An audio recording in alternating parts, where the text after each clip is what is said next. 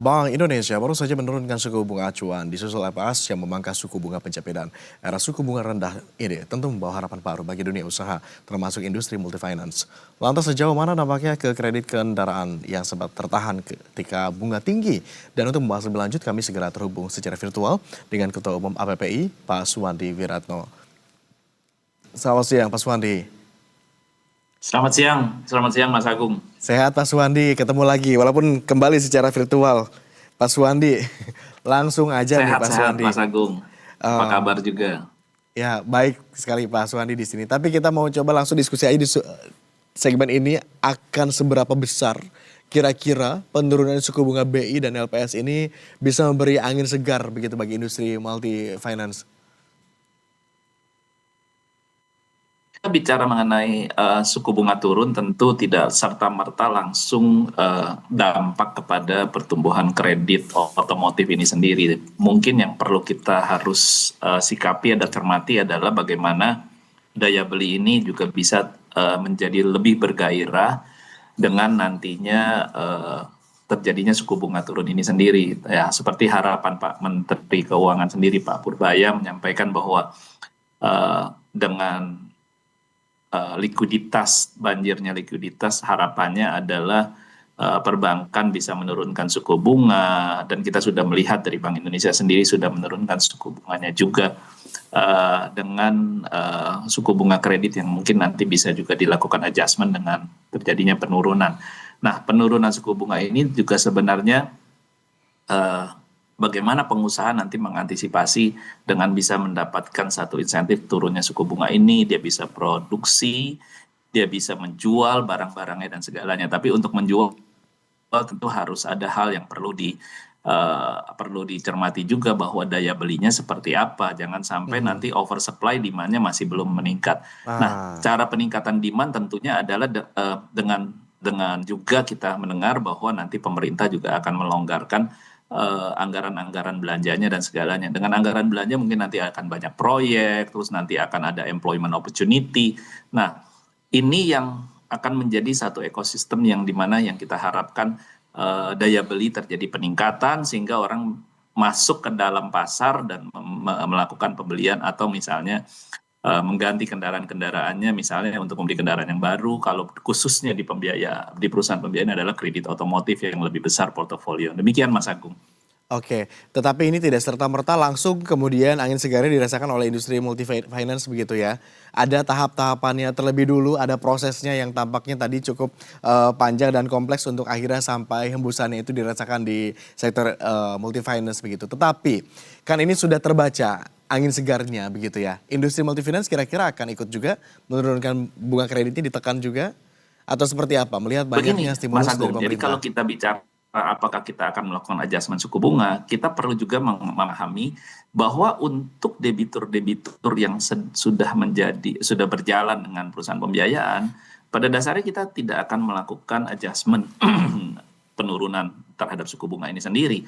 Karena di perusahaan pembiayaan itu pada saat debitur misalnya menandatangani perjanjian, suku bunganya tetap. Misalnya dia tanda tangan setahun yang lalu, setengah tahun yang lalu, itu suku bunganya yang berlaku pada waktu itu saja, Mas Agung. Dan itu Hmm. akan berjalan sampai dengan dia lunas.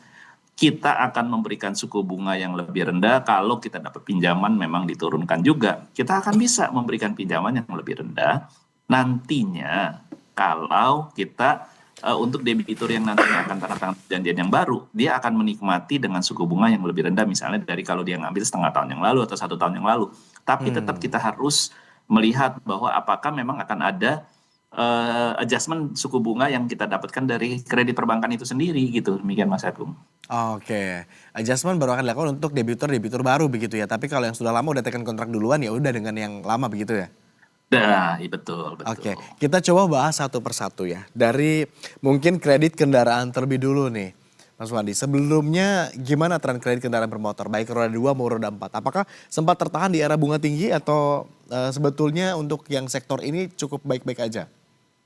Ya memang kalau kita lihat dari upaya-upaya ATPM maupun dealer-dealer khususnya di misalnya roda 4, memang mengalami kontraksi atau tidak tumbuh, bahkan pertumbuhannya sendiri sangat-sangat eh, eh, kecil ya. Kalau Lambat. misalnya roda 4 sendiri minus ya, minus 7% berapa, atau dalam hal misalnya di semester pertama sendiri berkurang. Nah itulah yang kita rasakan daya beli, dan bahkan misalnya orang yang mau beli mobil nggak ada, terus yang kreditnya sendiri juga akhirnya kita juga mengalami pertumbuhan. Industri sendiri mengalami pertumbuhan yang sangat kecil ya, kontraksi terjadi di mana sampai dengan Juli kita masih baru tumbuh sekitar 1,7%, 1,8%. Nah ini yang kita alami gitu loh. Untuk roda 2 mungkin masih sedikit tumbuh, tapi juga tidak signifikan tumbuhnya, hanya 2%-an atau dan segalanya. Nah jadi memang lebih baik daripada roda 4. Nah inilah indikasi di mana yang kita selalu sampaikan bahwa sepertinya penurunan daya beli ini berlanjut dari 2024 sampai dengan 2025, dan itu masih kita rasakan sampai dengan semester pertama 2025 ini gitu loh. Nah, sementara kita tahu pemerintah pada waktu sebelum semester pertama berakhir sudah meluncurkan beberapa insentif-insentif. Ini pun juga masih terus berjalan, dan mudah-mudahan yang kita harapkan dengan tadi yang saya sampaikan, pemerintah mengucurkan likuiditas, pemerintah juga nanti akan melonggarkan dana anggaran belanjanya dan segalanya. Ini yang nanti akan mempunyai dampak yang positif ke depannya. Oke, insentif sudah ditelurkan oleh pemerintah bahkan di semester pertama 2025 ini, namun tampaknya belum cukup cukup kuat begitu ya untuk menstimulus kredit, untuk menstimulus daya beli masyarakat lebih tinggi. Tapi kalau tadi kita coba kalkulasi, Anda menyebutkan setidaknya roda 2 relatif lebih tumbuh ketimbang roda 4. Nah, dengan kebijakan yang baru sekarang begitu, stimulus tambahan yang kemudian ditelurkan, apakah Anda optimistis kalau kredit kendaraan ini akan kembali bergairah Kita setidaknya? harus selalu optimis, Mas Agung. Artinya bahwa sebenarnya kalau misalnya kita bisa bersama-sama menciptakan lapangan pekerjaan, adanya proyek, adanya segala, dan ini kan satu perputaran ekonomi yang dimana kalau misalnya ada bisnis berjalan, ekonomi berjalan, masyarakat tentu memerlukan kendaraan ya dalam arti kata. Dan kita tahu lah bahwa kendaraan-kendaraan itu sendiri kan sebenarnya masyarakat kita sudah paham gitu deh kapan harus ganti kendaraannya.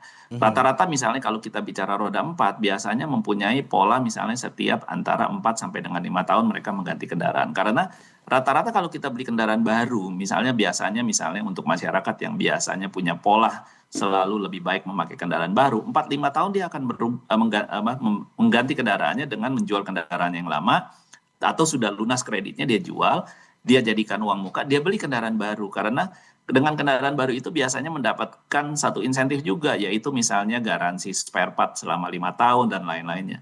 Nah, bekasnya sendiri bukan berarti tidak ada pasar, nanti bisa juga diambil oleh masyarakat yang memang biasanya paham dengan mobil bekas, yang dimana walaupun tidak ada garansi, dia tahu tempat-tempat di mana yang bisa dilakukan service, misalnya tidak harus di authorized dealer, tapi dengan minimal pergantian spare part dan segalanya, dan rata-rata memang mereka sudah punya tempat-tempat atau bengkel-bengkel itu sendiri. Nah ini yang kita pahami dan kita harapkan terjadinya perputaran, terjadinya orang bisa mengganti kendaraan. Ini kan satu tren ya. Motor sendiri punya tren yang lebih cepat, 2-3 tahun biasanya orang mengganti motor dan segalanya. Ini menjadi tren khusus tersendiri.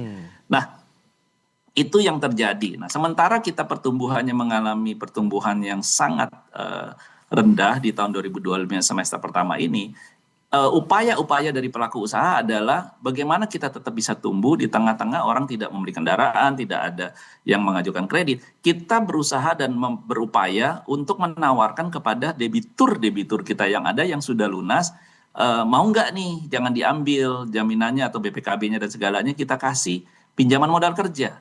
Nah pinjaman modal kerja, karena pada dasarnya orang punya kendaraan, orang punya usaha, orang misalnya dan segalanya, kita nanya kepada masyarakat, punya usaha apa? UMKM. Nah oke, mau nggak ini jadi modal kerja? Pasti beberapa yang kita lihat ada kemauan dan keinginan daripada mobilnya sendiri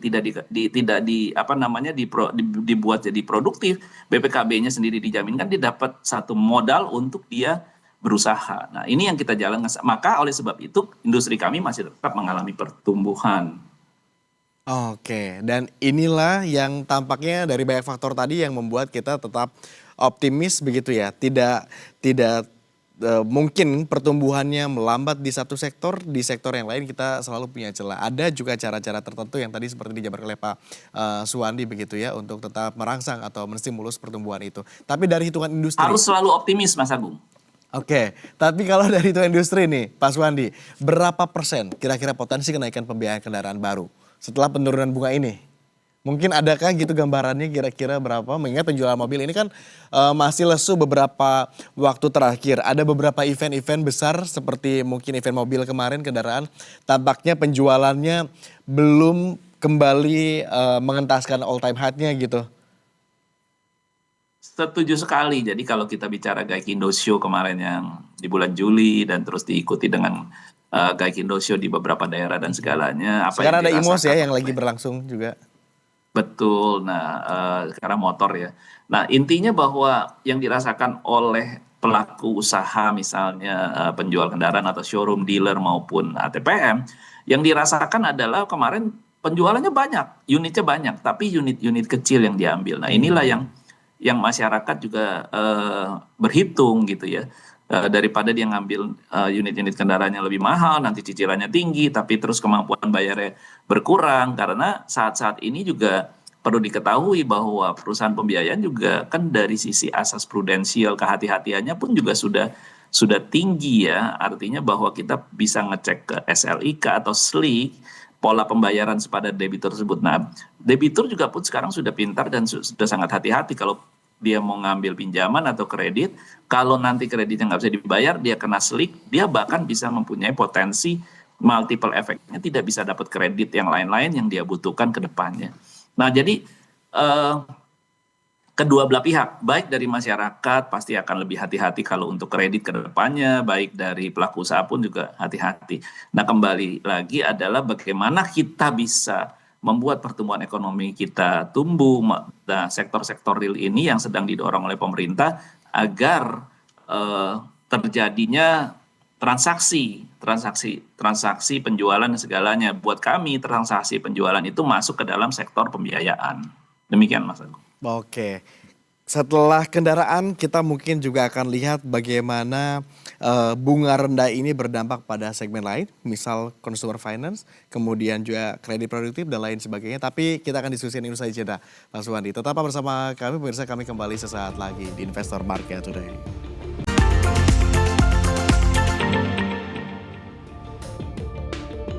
Terima kasih Anda masih bersama kami di Investor Market Today bersama saya Agung Hardiansyah. Dan kembali kita akan lanjutkan diskusi kita pada siang hari ini bersama dengan Ketua Umum APPI Pak Suwandi Wiratmo. Pak Suwandi. Ya. Terima kasih masih berkenan bergabung sama kami Pak Suwandi. Selain kendaraan, tadi kita sudah diskusikan soal kendaraan di segmen sebelumnya begitu ya. Kira-kira bagaimana nih dampak bunga rendah ini terhadap pembiayaan di segmen lain seperti consumer finance, kemudian juga kredit produktif hingga pembiayaan UMKM. Mungkin bisa dielaborasi Pak Suwandi. Ya, semuanya kembali lagi akan mempunyai insentif yang sama ya, baik dari kendaraan yang produktif, UMKM, sektor UMKM itu sendiri maupun akan kebutuhan pembiayaan otomotif yaitu pembelian untuk pembiayaan motor maupun mobil. Jadi artinya semua mempunyai akan insentif yang sama dan sangat beruntung juga buat calon debitur nanti ke depannya misalnya untuk mulai bersiap-siap kalau seandainya perusahaan pembiayaan nanti melakukan adjustment terhadap suku pinjamannya untuk kredit-kredit yang akan datang, misalnya adjustment dilakukan oleh perbankan, pinjaman perbankan kepada perusahaan pembiayaan bunganya bisa diturunkan. Sekarang bersiap-siaplah kalau misalnya mau mengganti kendaraan dan segalanya atau misalnya mau menjaminkan kendaraannya untuk pembiayaan modal kerja, waktunya mungkin sudah harus disiapkan. Nah, tinggal ditunggu kapan perusahaan pembiayaan akan misalnya datang kepada Bapak dan Ibu atau Bapak dan Ibu atau masyarakat bisa datang ke perusahaan pembiayaan untuk menanyakan apakah suku bunganya sudah lebih rendah nih, cicilan saya bisa lebih rendah. Nah, sama-sama lah kita bisa berkomunikasi dan bersiap-siap. Demikian Mas Agung. Oke, lalu strategi apa yang sedang dan mungkin akan ditempuh perusahaan multifinance untuk katakanlah meraih peluang di era suku bunga rendah ke depan? Karena bisa jadi suku bunganya rendah ditekan, tapi masyarakatnya justru aduh takut nggak bisa bayar atau mungkin dan banyak hal lainnya begitu. Indeks ekonomi ya kita tahu. Ya kalau perusahaan pembiayaan sih nggak akan punya strategi khusus. Strateginya kita ya biasa saja. Pastinya kita akan bekerja sama bersama-sama. Kalau misalnya kalau untuk pembelian kendaraan bermotor dan mobil, kita bekerja sama dengan apa namanya dengan dealer-dealer dan showroom-showroom yang telah bekerja sama dengan masing-masing perusahaan pembiayaan. Biasanya akan ada promo-promo menarik dan segalanya, program-program yang tentunya setiap perusahaan dengan perusahaan lain akan berbeda dan strategi-strategi lainnya adalah bagaimana kita memanage kualitas portofolio yang tadi saya sampaikan.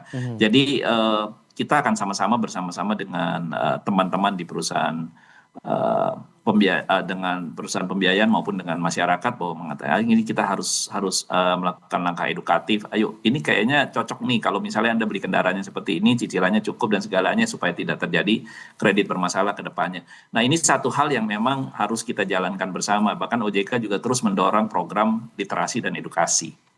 Oke, atau mungkin Pak Suwandi, adakah inovasi produk atau mungkin juga katakanlah skema pembiayaan baru yang akan diluncurkan untuk menarik konsumen? Kalau bicara skema pembiayaan baru, kembali lagi itu ke masing-masing perusahaan. Perusahaan pembiayaan, Mas Agung. Artinya bahwa ada atau enggak. Sekarang di perusahaan di APPI sendiri kita kan punya anggota yang buy now pay later. Ini punya kesempatan misalnya untuk kebutuhan dana talangan, dana mendadak kita bisa pinjam kepada perusahaan multi finance yang punya produk yang namanya buy now pay later. Misalnya untuk beli bukan untuk pinjaman dana tunai ya, tapi untuk membeli satu barang yang tadinya harus dibayar tunai bisa dengan cara dicicil misalnya 2 sampai 3 bulan. Nah, kalau misalnya ada kebutuhan modal kerja bisa menjaminkan BPKB-nya, bisa menjaminkan invoice alat berat dan mesin-mesinnya dan segalanya. Itu potensinya akan selalu ada. Jadi artinya masing-masing mempunyai target yang berbeda gitu loh. Tapi kalau bicara pasar, adakah tren tertentu, misalkan behavior tertentu sekarang cara bayar masyarakat seperti apa? Misal gitu, ada yang istilahnya apa, balloon payment begitu, yang orang sengaja bayar cepet-cepet gitu.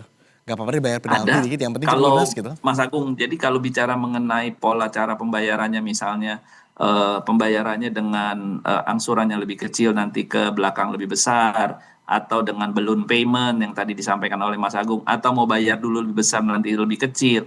Pola-pola pembayaran secara tailor-made financing itu selalu ada di perusahaan pembiayaan.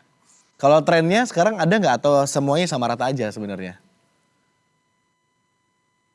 In average semuanya sama rata. Sama rata. Dalam rata-ratanya, dalam in average semua rata pembayarannya pasti akan equal principal repayment, atau maksudnya equal payment, atau dalam kesehariannya kita bilang cicilannya tetap sepanjang masa tenor kredit. Tapi di dalam praktek satu promo-promo penjualan, ada yang bahkan yang saya dengar 50% dibayar saat ini, tidak cicil selama setahun, sisanya 50% nanti di akhir tahun. Ada juga demikian, Mas. Kalau begitu ke depannya kira-kira tantangan apa yang terbaca, yang utama, yang masih dihadapi oleh industri multifinance? Meski bunganya nanti udah rendah gitu ya. Tantangannya kembali, daya beli. Daya beli, oke. Ya, jadi sama juga misalnya pembiayaan untuk produktif di sektor misalnya orang mau investasi alat berat dan segalanya, mereka kan pasti akan melihat cash flow, akan melihat apa namanya cash flow sama melihat project. Kalau projectnya ada, mereka akan investasi. Kira-kira demikian. Oke, Pak Suwandi, bagaimana kalau gitu soal resiko kredit macet? Apakah tantangan ini sudah terentaskan? Nah, kalau kita bicara resiko kredit macet, sampai dengan Juni semester pertama, daya beli kita turun, terus kita tumbuhnya juga tidak tinggi, pertumbuhan kita kecil dan segalanya. Tapi industri bisa membuktikan bahwa non-performing financing kita masih terjaga di level 2,5%. Nah, ini sudah satu tanda bukti bahwa perusahaan pembiayaan sudah menggunakan asas prudensial, asas kehati-hatian sebelum menyetujui dan meng-approve kredit yang masuk. Oke, tapi ini menjadi gambaran bahwa ini rebalancing begitu ya. Providernya berhati-hati sekali, kemudian juga nasabahnya juga sekarang sudah juga lebih berhati-hati begitu ya, punya kalkulasi-kalkulasi tertentu mereka mampu atau tidak gitu ya. Betul. Kemudian kalau kita bicara soal persaingan antar lembaga pembiayaan begitu saat ini, sehatkah atau justru karena semuanya tampaknya sedang bersaing, rebutan mencari berbagi kuenya gitu, sehingga kemudian persaingannya menjadi lebih sengit atau seperti apa? Saingan akan selalu ada, kompetisi memang akan selalu ada, apalagi kita ada 146 perusahaan. Tapi dari 146 perusahaan, mungkin kita tidak semuanya bersaing satu dengan lain ke 146 tersebut. Karena fokus dari perusahaan pembiayaan yang ada di Indonesia ini punya fokus yang berbeda-beda. Ada yang fokus hanya di pembiayaan mobil baru, ada yang fokus di pembiayaan mobil bekas, ada kombinasi mobil baru dan bekas, ada yang khusus motor baru, ada yang khusus motor baru dan bekas, juga ada yang khusus misalnya di pembiayaan alat berat yang tentunya tidak semua pemain masuk. Bahkan tadi yang saya sampaikan bahwa anggota perusahaan pembiayaan sendiri saat ini ada 9 perusahaan pembiayaan yang bermain di kegiatan buy now pay later atau bayarnya nyaman tapi pembayaran harus lancar gitu bahasa Indonesianya kan gitu. Oke, tapi artinya semua nggak berebut Beli kue. beli barang bayar cicil gitu loh. Ah, ya tapi maksudnya karena masing-masing punya model bisnis yang berbeda juga, kuenya bukan cuma satu direbut rame-rame, tapi masing-masing punya jajanannya sendiri gitu ya, Pak Suwandi. Betul, Oke, betul. Kayak masuk ke restoran lah Mas Agung punya pilihan. Ya, oke. customer punya pilihan, oke mau kemana. Misalnya dengan ada yang punya pilihan, aduh aku mau nyari suku bunga yang terendah. Itu ada, tinggal dicari aja ke perusahaan pembiayaan yang ini. Tapi kalau suku bunga yang terendah pasti mungkin ada syarat-syaratnya yang harus dipenuhi dengan lengkap. Kalau suku bunga yang lebih agak tinggi mungkin lebih rileks dan segalanya. Ya itu kembali lagi pilihan masyarakat mau bertransaksi dengan perusahaan pembiayaan mana. Sekarang Oke. sudah di era yang terbuka jadi gampang kok untuk mendapatkan info-info itu. Oke, tantangan demi tantangan tadi sudah dijabarkan, kemudian potensinya kita lihat juga sudah di depan mata, suku bunga masuki era suku bunga yang kemudian juga rendah. Kira-kira kalau begitu, proyeksi Anda untuk tahun 2026 seperti apa untuk industri multifinance? Kembali, kita akan selalu melihat apa yang menjadi proyeksi dari pemerintah, proyeksi dari masing-masing industri yang ada kaitannya dengan kita, misalnya industri otomotif roda 4, industri otomotif roda 2. Kita melihat seperti apa proyeksi mereka. Nah, kalau mereka optimis dengan proyeksi yang tumbuh dan segalanya, kita akan align, kita akan seimbangkan pertumbuhan kita karena kita akan siapkan dana untuk menyiapkan apa yang diproyeksikan oleh ya para pelaku industri. Karena kita sangat bergantung dari partner kita yaitu showroom, dealer, supplier. Demikian Mas Agung. Jadi tetap saya yakin pemerintah mempunyai target yang cukup tinggi di mana diharapkan 2026 pertumbuhannya bisa lebih baik lagi daripada 2025. Namun demikian kita harus melihat juga nanti mungkin kira-kira di bulan 10, bulan 11 seperti apa yang akan terjadi di semester kedua ini pertumbuhan ekonominya. Ya, dengan demikian nanti baru terbaca ya di 2026 setelah lihat nanti bulan ke-10, 11. But let's just be positif. Kita tentunya harapannya positif juga dengan demikian realisasinya juga akan positif kalau kita sudah yakin positif. Setuju. Optimisme. Tadi Pak Suwandi, saya suka sekali Pak Suwandi sangat optimis siang hari ini. Selamat kembali beraktivitas Pak Suwandi. Terima kasih sudah berbagi insight bersama kami di Investor Market Today. Jangan kapok-kapok, nanti kita diskusi lagi lain waktu. Siap Mas Agung, salam sehat. Sehat-sehat selalu Pak Suwandi.